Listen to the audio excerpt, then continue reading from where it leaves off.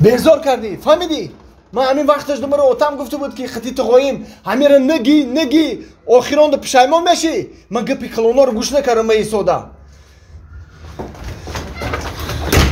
ها همسویا تنجه اوزود بلند اومده سی تا کجا پیدا شدی اوخه همسویا اوزود بلند اومده اوخه برای گفتم که پرسم که چی گپه گوش ماینه من خوردم همین زنک برای چی اوخی ای روزی که همین رو گرفتم تو عالمی وقتا پلته خامرم مخیزه پلته تو مخیره پلته او مخیره پلته خاک همسویا زنک اوخی دیلی چی میخواه برام که گفته پل بته اوخی و میدودیش اوخی خیلی یک بارای دو بارای ای همین روزی گرفتگیم پلته ای همسویا جون خیلی با اون زن طرف پرسیدی که پلا چیکو میکنه و ما کجا بدونم یکم بار پل ندادم شم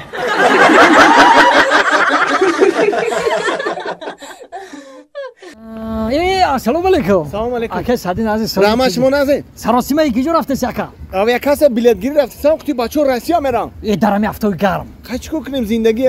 برادر روز می کنش مورا من در همیشه حل میکنم اکا. نه. خیلی اکا. اینه با همین اویا کس شانوزه در اومده دواسه پیش نویسه اکا کارش مورا حل میکنه اکا. و با مرا بر وقت بگی چی میکنه؟ تمامی نمودی بلیت ها ارزان. شما دوستان عزیز از خانه نبر اومده با واتساپ انمی شانوزه نویسته با شما بلیت های ارزان دسترس می‌نماید. راهی صفحه. السلام علیکم. السلام علیکم. طرفتان بگذنک. حوزی من دایره بود میکنم. من قفاد میام. یه بچه سوزی سلامتیات خوبه تینجی. اولاد خوبه. همه نه. رحمت. این چیه پیامی بیگه بوده که دویدن و قوی کدوم اومدن. آکای سادی دست یا قرباق آورده یا قرباق. این چی میکنی قرباق را؟ کمارا بفهمم. این یک قصه دروزه. اوخای چی خیلی قصه را که یک کم پرک شما در نقل که چیه پیامی تینجی. با میگن در بالا شفانه رد مونده قرباق را. بیایم موضوع دیگه کاکا. خیلی کو گپ زد. ما بیگونه نیستیم تو دکو خیلی بچه. همین روز سیگا باکا. خیلی. همین اوتام گفت که یگان عروس دوری یگان دختر میگه که بگیریم بتیم تا زن بتیم تا. خیلی. ما گفتم نه عروس پاروس ندارم. با گفت ولی بیزگم میام. رفت یا کماغلو کایکو. کماغلو کوار درش تیر بون گفت بزن. گفت وقتی که زدی همین تیر کجای در زد ای همونجا زن بتیم تا. همون قشلویو که یگان نامو رایون. یه نه زور کوخی کو. انا که گوش کو. با همین تیر موندم جورو همین کشیدم میخوام زدم. خیر رفت تیر با همین عیدمی تیر رفتیم یک قشلوق دزده رفتیم در قشلوق خیکو همین بیخ یک قشلوق داریم خیلی کولی کلون همونجا ده قرباقه در همین پول قرباقه زده خوش قرباقه رفته با اوتام گفت که همین قرباقه رو میتیم تا با گریفتن دادم من با گریفتیم اومدیم خونه بلوی شیفه نرده موندیم دیگه زیق همه خونه شتگیم که یکی قرباقه گاب دادر اومد گفت مردر جان زیق نشا گفت ای پیشونی میم موچک گفت من دختری خسرو میشم بای پیشونیش مچک نکدی اخی همون قرباقه دختری خسرو شوا تم بی عقلی چی یکا برای چی اخی دختری خسرو پرای قرباقه گاومزدگی نیستای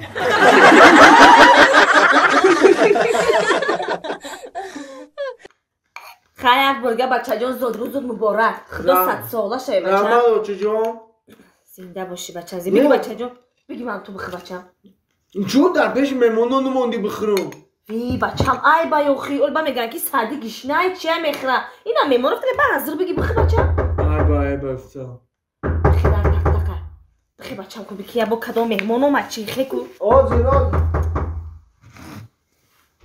اوچا امکی بیا امکی بیا سازی دیگه سعدی جان سلامتیات خوبه دیگه همه نظر خیلی بار دیگه زود روزات مبارک باشه که جیان یکاو اینا کسونو برو امون کاسم برو کسر خای های نه کسونو همین رنگی سرخ ناز میدیدی یا کسونو برو که سرخ خرید برای زود روزات بیا فقط خدا دیر میکنی اکا بیشه اکا جان یک کم سر کار داشتم هایده میام کار برم سازی دیگه انگار رحمان اکا جان خود سازی خوبه میشه اکا کجا داره مغازی را بودرین خرید بودرین خرید آها این در زمستون بودرینگ هست بودرینگ سالونگی برای دستر دیگه هم برای شب ساعت جان زود روزو رمضان کی چند داشتی 13 دا 13 دا یک کان شب بزنم ساعت فولا شد رمضان کی جان سلام اکا جان بگی من تو بگی نه وکا کشیدم ما که روز سیگا بیانگا جان ای خونه خورده آمدگیم تا انا میجم سرم اگه با خاطر زود روزی جیانک تکم یا تا بخ که هموا کم بخلا آخر صدقه سرتون مایلی و اخیر نمیتونم خورده میگم که تا الان میگم ما سرم خیر بخورم بخور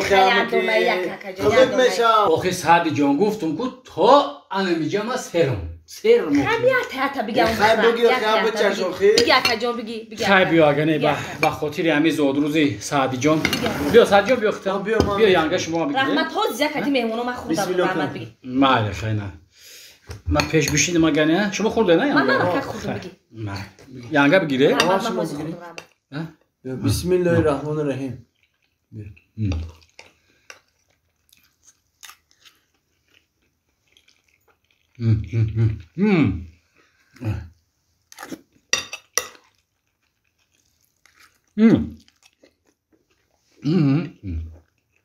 سادی جان اما که چه بیت اما که چه اما جان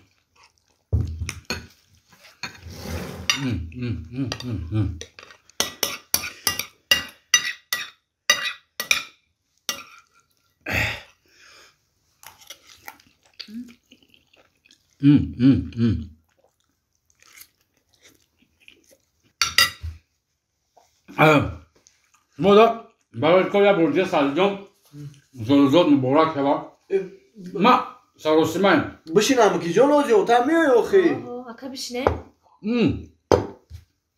بگامیوم ما کمتر سروسیمان ترکم یانگا با بگامیوم نصیب باشه خوش آمدی اکا جان خوش آمدی زود روزی در بردیگم مبارک شود سالجان خوش آمدی خب اوچا اما کی گفت که تو امیجه مسیرم تو امیجه مسیرم امیجهش تو امیجهش 48 مرتبه برده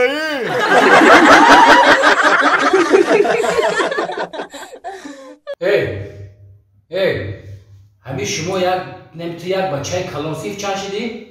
10 سیفی 10 ها؟ اخوات یک بچه کلان عقل داری همین ایدر که دور آمدی به فکر که هم معلوماتون میفهمونتون که ایدر که دور آمده همون پدراتون خواهد سلام شده هم پدراتون ایدر میدونه رنگ هم برزگاه واری در کجا گیر تایی تو را؟ سلام دادم کو؟ سلام دادم چه سلام دادی؟ بده دیرم سلام دادم سلام دادم تو سیفی چند شدی؟ من؟ 7 سیفی 7 تبی کدام شوش میتن فقط بازیش قطعی هم بچه ها ایدر بریم یک کمتر عقل تمیز سر کار بفرمون دختر و برای قطعی هم دخترها بازی که قطعی هم چند دختری هست قطعی هم دخترها بشی آخه من نمیتونم دخترها بازی کنم دخترها میزنن روی سر تمه کشن بچه های شتر میزنن تمام برای که عقل تمیز در سر بگی هیچ قطعی نمیزنن برای پیشی خوش رو که قطعی هم دختر که گپ زن انا می گپوی من در گوشتو میبره گوشتو میبره میره ای نمیسان صدا هست ای حدی تو نه منیجا این خیلی دل کدام تختر داروی که؟